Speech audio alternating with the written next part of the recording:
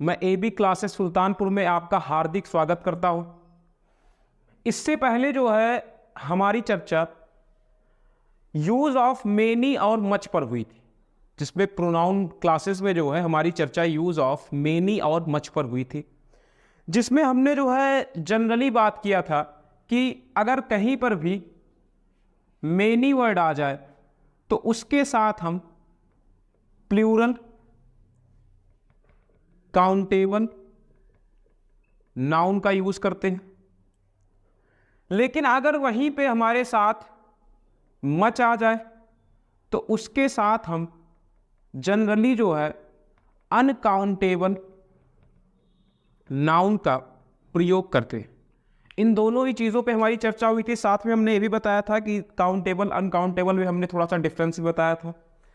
तो इनको आपको बताया गया था कि मेनी का जो यूज है वो प्लूरल काउंटेबल नाउन के साथ किया जाता है, जबकि मच का यूज अनकाउंटेबल नाउन के साथ किया जाता है। जैसे हमने आपको बताया था कि मान लीजिए यहां पे ऐसे आपको ऑप्शन दे दिया जाए मेनी या फिर much, milk, has been, bought by him. तो अगर आप यहां पे देखेंगे तो आपको पता है कि जो मिल्क है वो अपने आप में अनकाउंटेबल नाउन होता है, तो इसके साथ हम किसका प्रयोग कर लेंगे? मच का। तो ये जनरल चीज़ें जो है आपको पिछली क्लासेस में बताई गई थी कि जनरली जो है हम मेनी के साथ काउंटेबल नाउन, जबकि मच के साथ जो है हम अनकाउंटेबल नाउन का यूज़ करते हैं। लेकिन क्या होता है, थोड़ा इसी को आगे हम थोड़ा बढ़ाते हैं और समझने का प्रयास करते हैं। इसमें एक कॉन्सेप्ट थोड़ा सा, अगर कहीं पर किसी भी सेंटेंस में मच लिखा हुआ मिल जाए और मच के बाद ऑफ लिखा हुआ मिल जाए, क्या लिखा हुआ मिल जाए? ऑफ। तो उसके बाद जो है हम इसके भी साथ काउंटेबल नाउन का प्रयोग चाहे तो कर सकते हैं, लेकिन यहां पे जो काउंटेबल नाउन आएगा वो हमेशा सिंगुलर फॉर्म में ही आएगा। मतलब हम जनरली मच के साथ किस नाउन का यूज करते हैं, तो आपका आंसर होगा अनकाउंटेबल नाउन। लेकिन अगर हम चाहें तो मच के बाद ऑफ लगाकर काउंटेबल नाउन का प्रयोग भी कर सकते हैं, लेकिन वो काउंटेबल नाउन किस फॉर्म में आना चाहिए? सिंगुलर फॉर्म में। जरा एग्जांपल से समझने का प्रयास करेंगे। मान लीजिए हम यहां पे लिख दें कि much of this book has been read by me। तो इसका मीनिंग क्या हो जाएगा? Much of this book. अब अगर आप यहां पे देखेंगे कि किसका यूज हुआ है? मच का। और किसके साथ हुआ है? बुक अपने आप में कैसा नाउन होता है? काउंटेबल। तो हम आप यहां पे देख रहे होंगे कि हम मच का यूज जो है वो काउंटेबल नाउन के साथ भी कर सकते हैं, लेकिन वो काउंटेबल नाउन किस फॉर्म में आया है? सिंगुलर फॉर्म में। ये चीज ध्यान रखिएगा। इसका मीनिंग क्या हो जाएगा? इस किताब का ज्यादातर हिस्सा मेरे द्वारा पढ़ा जा चुका है।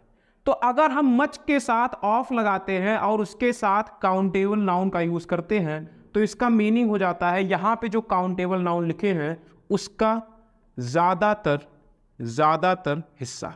जैसे मान लीजिए यही वाला एग्जांपल ले ले, तो यहां पे मीनिंग क्या हो जाएगा कि इस किताब का ज्यादातर हिस्सा मेरे द्वारा पढ़ा जा चुका है। जैसे मान लीजिए कोई किताब है, उसमें मान लीजिए 100 पेजेस है, तो अगर आप 100 पेजेस में से 70 पेज 80 पेज पढ़ लिए हैं, तो आप क्या कहेंगे कि इस किताब का ज्यादातर हिस्सा मेरे द्वारा पढ़ा जा चुका है। तो much of this book has been read by me. मान लीजिए यहीं पे एक सेंटेंस लिखा हुआ दे दे कि मच ऑफ दीज या फिर मच ऑफ दिस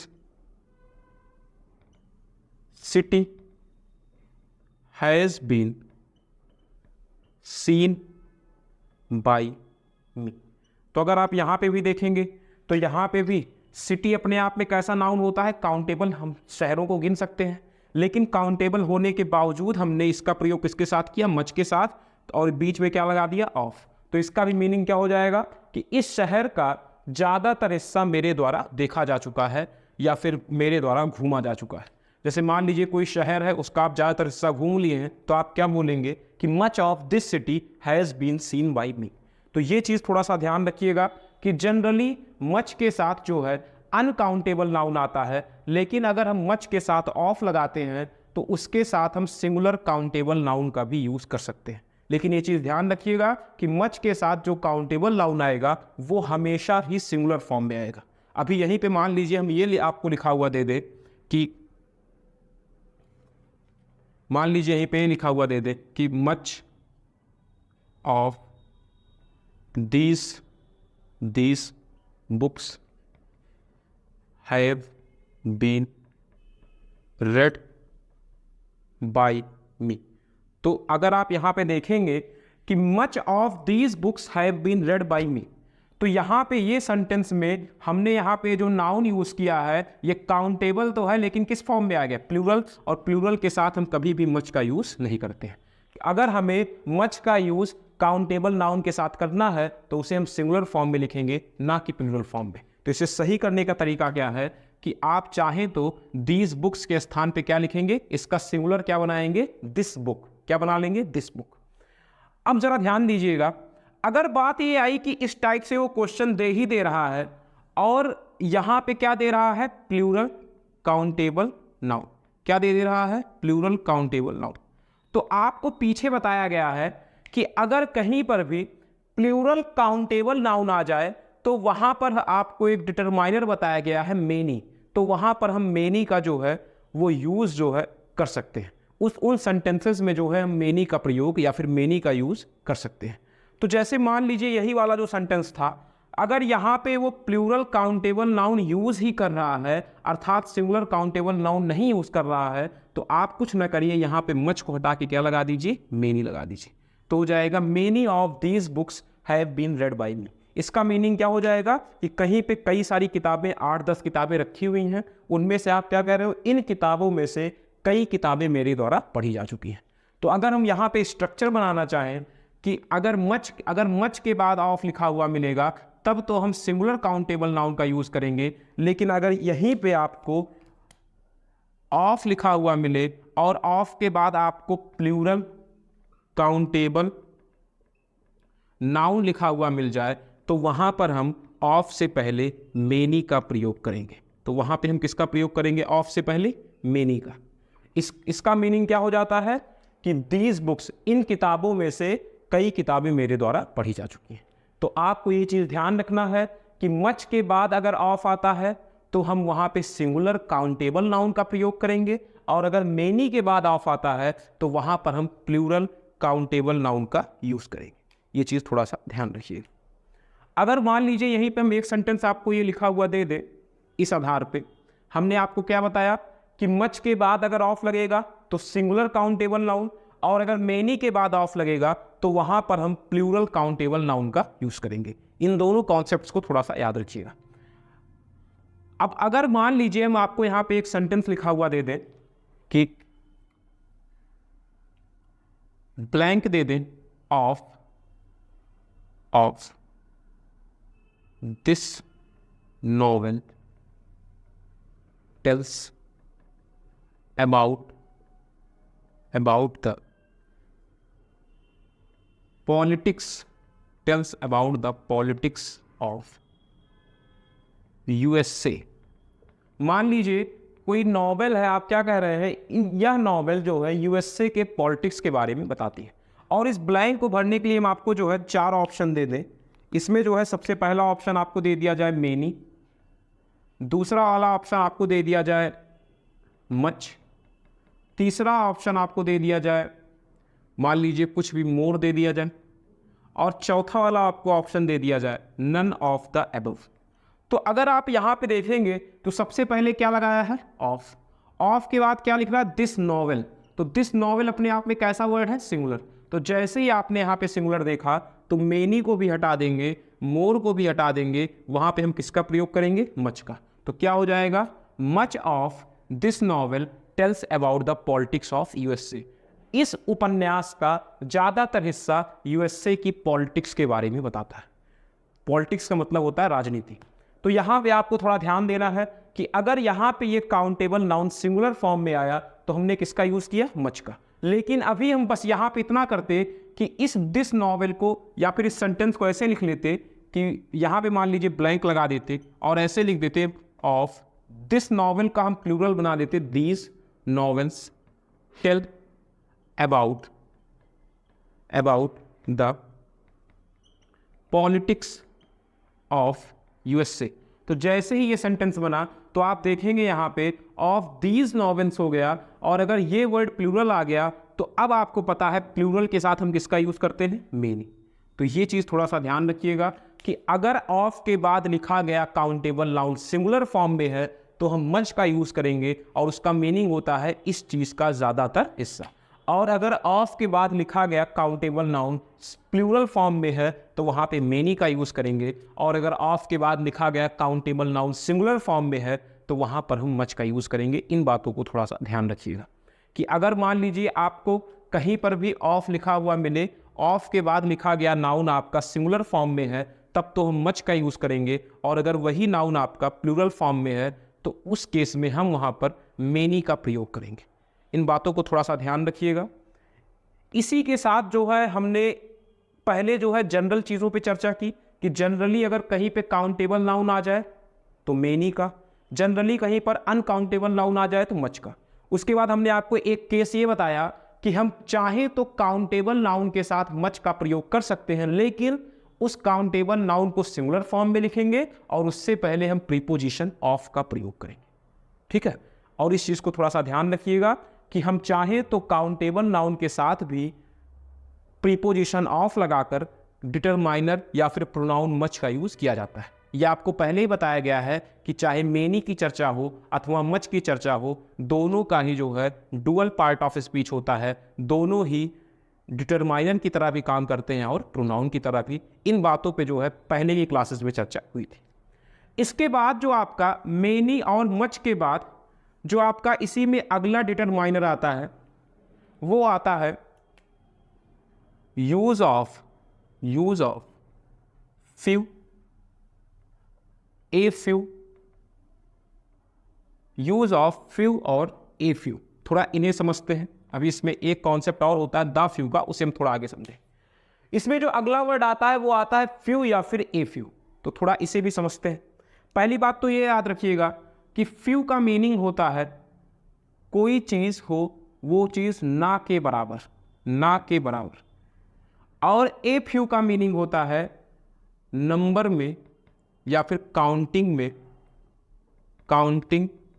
में कुछ है।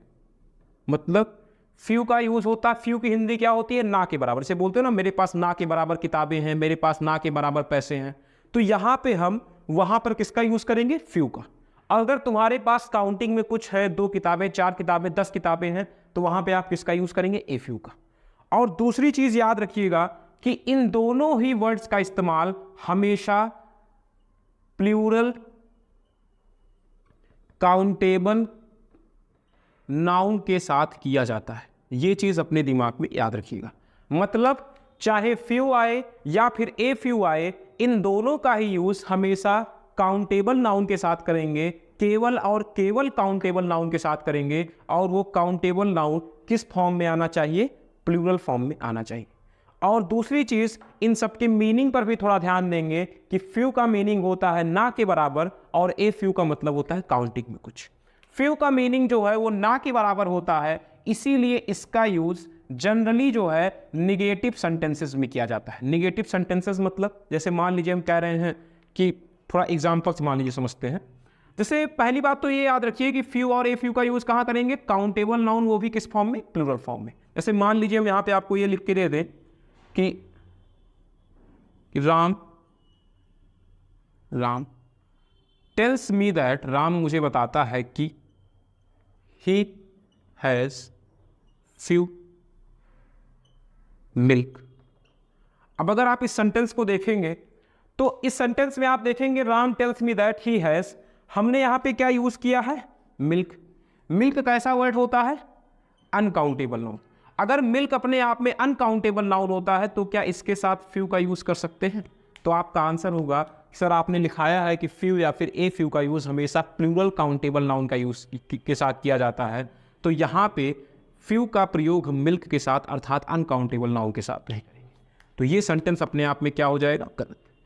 अगर हम इसी को थोड़ा सा चेंज करके मिल्क के स्थान पे मान लीजिए हम बुक लिख दें और एक ऑप्शन आपको दे दे बुक्स, तो पहली बात तो बुक कैसा नाउन होता है, काउंटेबल। चलो पहला जो रूल है वो क्वालिफाई हो रहा है।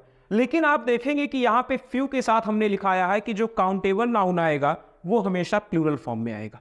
तो यहाँ पे हम बुक का यूज ना करके किसका यूज करेंगे, बुक्स का।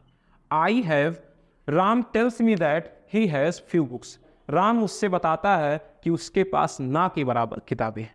ये चीज ध्यान दीजिएगा कि फ्यू या फिर ए फ्यू के बाद हमेशा ही काउंटेबल नाउन वो भी प्लूरल फॉर्म में यूज करते हैं। अब थोड़ा इन पे बेस्ड कुछ क्वेश्चंस को देखते हैं। तो ये कॉन्सेप्ट क्लियर हुआ कि नहीं कि फ्यू का यूज हमेशा प्लूरल काउंटेबल नाउन के साथ करेंगे। फ्यू का मीनिंग क्या होता है, ना के बराबर। जैसे यहाँ पे इसका मीनिंग क्या हो जाएगा, राम मुझसे बताता है कि उसके पास ना के बराबर किताबें हैं, मतलब उसके पास किताबें बिल्कुल भी नहीं। ठीक, अब जरा ध्यान दीजिएगा, यहीं पे थोड़ा सा देखते हैं। अब इसी को बेस मानते हुए एक क्वेश्चन पूछा गया था कि उसमें दिया था, मान लीजिए ऐसे दे दें कि राम टेल्स मी दैट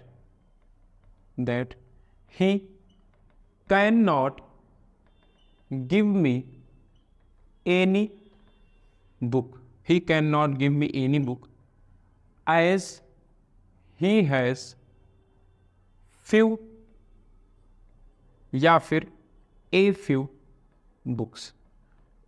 अब पहली बात तो यहाँ पे आप देखेंगे कि हम आपको दो ऑप्शन दे रहे हैं और हम आपसे इन दोनों के मीनिंग के बारे में क्वेश्चन पूछना चाहते हैं। राम उससे बताता है he cannot give me any book, कि वह मुझे कोई भी किताब नहीं दे सकता है। as he has फ्यू या फिर ए फ्यू बुक्स। अब बताइए दोनों में से आप यहाँ पे क्या चूज करेंगे। तो अगर आप थोड़ा सा देखेंगे कि राम कह रहा है कि वह मुझे कोई भी किताब नहीं दे सकता है, तो अगर वो मुझे कोई भी किताब नहीं दे सकता है तो जाहिर सी बात है उसके पास किताबें नहीं है, तभी तो मुझे नहीं दे रहा है। अगर उसके पास होती तब तो मुझे दे देता। तो अगर आप यहाँ पे देख रहे हैं कि वह मुझसे कह रहा है he can not give me any book, कि वह मुझे कोई भी किताब नहीं दे सकता। जैसे मान लीजिए आपके पास कोई किताबें मांगने आया, आपने कहा कि मेरे पास ना के बराबर किताबें हैं इसलिए मैं तुम्हें कोई भी किताब नहीं दे सकता। तो अगर तुम उसे मना कर रहे हो, निगेटिव सेंस यूज हो रही है, तो यहाँ पे हम किसका यूज कर लेंगे, फ्यू का, ना कि ए फ्यू का। क्योंकि यहाँ पे मीनिंग क्या है कि वह मुझे कोई भी किताब नहीं दे सकता जैसा कि उसके पास ना के बराबर किताबें। लेकिन अभी यहीं पे हम इस सेंटेंस को ऐसे लिख दें कि Ram tells me that, Ram मुझसे कहता है you can take any book, you can take any book as I have few या फिर ए फ्यू बुक्स। अब अगर इस सेंटेंस को ध्यान से देखेंगे तो उस सेंटेंस में वो क्या कह रहा है, you can take any book. तुम मान लो राम के रूप में गए, राम के रूम में मान लो तुम गए, कहे कि अपनी कोई किताब दे दो, तो राम तुम्हें रिप्लाई कर रहा है you can take any book, तुम कोई भी किताब ले सकते हो। अब जाहिर सी बात है राम तुम्हें किताब कब देगा, जब उसके पास पहले से किताबें होंगी। तो अगर वो तुमसे कह रहा है कि तुम कोई भी किताब ले सकते हो, इसका मतलब उसके पास काउंटिंग में कुछ ना कुछ किताबें हैं। तो अगर उसके पास किताबें हैं तो आप ए फ्यू का, तो आप यहाँ पे जो है फ्यू का यूज ना करके किसका यूज करेंगे, ए फ्यू का यूज करेंगे। तो इस आधार पे हम मीनिंग के आधार पे दोनों में डिफरेंस निकालते हैं कि अगर आप कहीं पे किसी भी व्यक्ति को कोई सामान देने से मना कर रहे हैं, इसका मतलब वो सामान आपके पास भी नहीं है। और अगर आपके पास नहीं है तो आप किसका यूज करेंगे, फ्यू का। और अगर आपके पास है, आप कह रहे हैं तुम कोई भी किताब ले जाओ, तो वहां पे हम किसका यूज करेंगे, ए फ्यू का। इसीलिए हमने आपको दोनों का मीनिंग थोड़ा सा याद कराया कि फ्यू का मतलब होता है फ्यू का मतलब होता है ना के बराबर, और ए फ्यू का मतलब होता है काउंटिंग में कुछ है। इसीलिए अगर आप कहीं पे किसी भी व्यक्ति को कुछ भी देने से मना कर रहे हैं, इसका मतलब वो निगेटिव सेंस है, और निगेटिव सेंस वाले सेंटेंसेस में जनरली फ्यू का ही यूज किया जाता है। एक सेंटेंस थोड़ा और देखेंगे।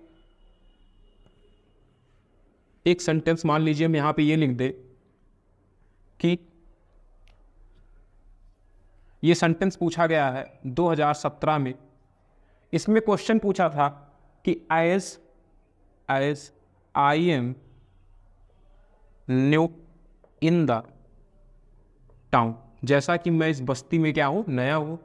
सो आई हैव फ्यू या फिर ए फ्यू फ्रेंड्स।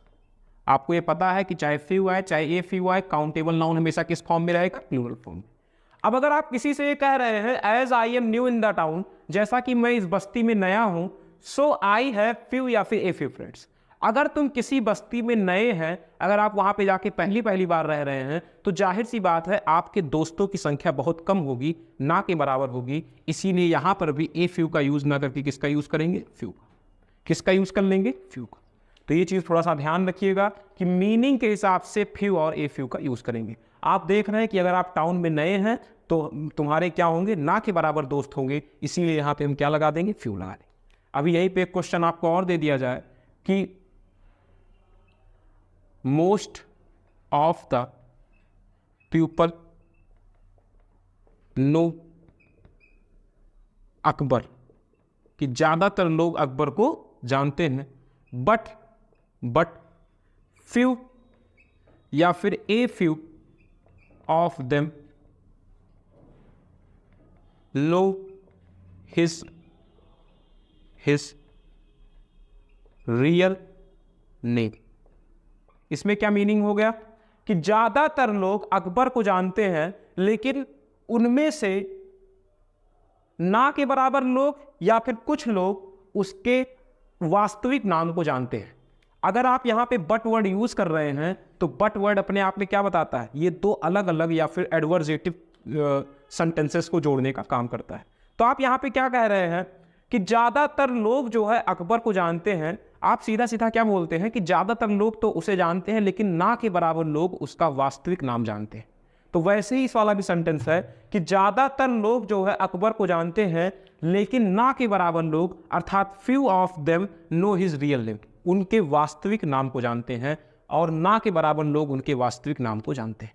तो यहां पे आप देख रहे हैं क्या बोल रहा है कि ज्यादातर लोग जो है अकबर को जानते हैं, लेकिन उनमें से ना के बराबर लोग जो है वो उसके रियल नाम को जानते हैं। तो यहां पे आप थोड़ा ध्यान दीजिएगा। पहली बात तो चाहे फ्यू आ जाए या फिर ए फ्यू आ जाए, दोनों का ही प्रयोग जो है हम प्लूरल काउंटेबल नाउन के लिए करेंगे, पहला पॉइंट। और दूसरा पॉइंट, उनके मीनिंग में थोड़ा सा डिफरेंस याद रखना है कि फ्यू का जो है यूज़ वो निगेटिव सेंस अर्थात ना के बराबर के लिए किया जाता है, और ए फ्यू का यूज़ जो है वो काउंटिंग में कुछ या फिर आपके पास वो चीज़ें कुछ हैं, आप किसी को दे रहे हैं अर्थात पॉजिटिव सेंस है, तो वहाँ पे ए फ्यू का यूज़ किया जाता है। तो इन दोनों कॉन्सेप्ट्स को थोड़ा सा याद रखिएगा। इसके आगे की चर्चा जो है अगले क्लासेस में होगी। अभी के लिए धन्यवाद।